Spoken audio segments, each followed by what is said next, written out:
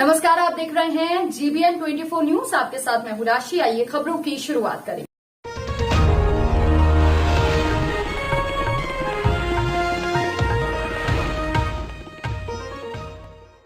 खबर कुशीनगर जिले से है, जहां विधानसभा पेड्रोना 330 के सपा उम्मीदवार विक्रमा यादव अपनी पूरी जोर से आजमाइश के साथ चुनाव प्रचार में लग गए हैं। आपको बताते चले कि इसी क्रम में सपा विधायक प्रत्याशी विक्रमा यादव अपने समर्थकों के साथ पूरे पेड्रोना विधानसभा में भ्रमण कर जनता का आशीर्वाद लेते आ रहे हैं। साथ ही साथ सपा सरकार की उपलब्धियां एवं कार्यों को आम जनता से गिना रहे हैं। पार्टी के द्वारा प्रत्याशी बनाया गया है। आप इस क्षेत्र के लिए हमारे चैनल के माध्यम से क्या संदेश देना चाहते हैं? उत्तर प्रदेश में भाजपा की सरकार है, किसान त्रस्त हैं, नौजवान बेरोजगार हैं, व्यापारी परेशान हैं, हर तबका अपराध चरम सीमा पर है, महंगाई बेशुमार है, हर तबका परेशान है। और माननीय अखिलेश जी की सरकार थी, पहले नौजवानों को रोजगार मिलता था, किसानों को तमाम सुविधाएं मिलती थी, गन्ना का रेट प्रति वर्ष 20 से 25 रुपये तक बढ़ता था और हर किसी उत्पाद का भी उचित कीमत और उचित मार्केट मिलता था। किसान खुशहाल थे और समाजवादी पेंशन थी, जो वृद्ध थे, वृद्धा थे, विधवा थे, उनको विधवा समाजवादी पेंशन मिलता था। नौजवानों को लैपटॉप दिया गया और कन्या विद्याधन दिया गया। जो बेटियां इंटर तक पढ़ ली थीं, आगे उनके पास घर के परिवार के लोगों के पास क्षमता नहीं थे, उनको कन्या विद्याधन और साइकिल दे करके उनको भी उच्च शिक्षा का अवसर मिला। और व्यापारियों को भी तमाम तरह की सुविधा दे करके व्यापारी भी खुशहाल थे। अपराध की स्थिति है, किसानों की दशा है कि किसान अपने वाजिब हक के लिए धरना या प्रदर्शन करता, अपनी बात रखता है तो सालों बीत जाता है, उसको ठंडक में धरना देते और उसमें करीब 700 से अधिक किसान मर जाते हैं। लेकिन ये बेरहमी सरकार के कान पर जू तक नहीं रेंगता है। किसान अपने बात शांतिमय ढंग से रख रहे थे, कहने आए थे, लेकिन उनको जीप हार चढ़ा करके रौद करके मार डाला गया। और वह गृह राज्य मंत्री जिसके इशारे पर उसका बेटा किसानों की हत्या की, वह सरकार में बना हुआ है। यह अपराधियों की, अत्याचारियों की सरकार है। इससे हर तबका त्रस्त हो गया है, परेशान हो गया है और सभी लोगों ने मन बना लिया है कि नहीं, अखिलेश जी की सरकार में जो लोग सुविधा सम्मान पाए थे उससे एक कोसों दूर है। सभी ने मन बनाया है कि नहीं, प्रदेश विधानसभा के जो नौजवान बेरोजगार घूम रहे हैं उनके लिए आपके मन में क्या सोच है?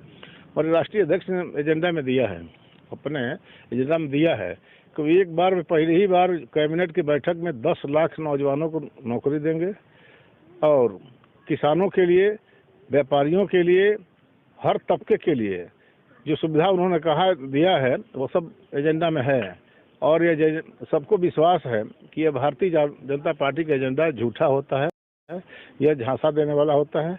और समाजवादी पार्टी का एजेंडा अब तक जो भी सपा की सरकार बनी, माननीय मुलायम सिंह यादव भी सरकार में रहे और जो भी उन्होंने कहा वो किया।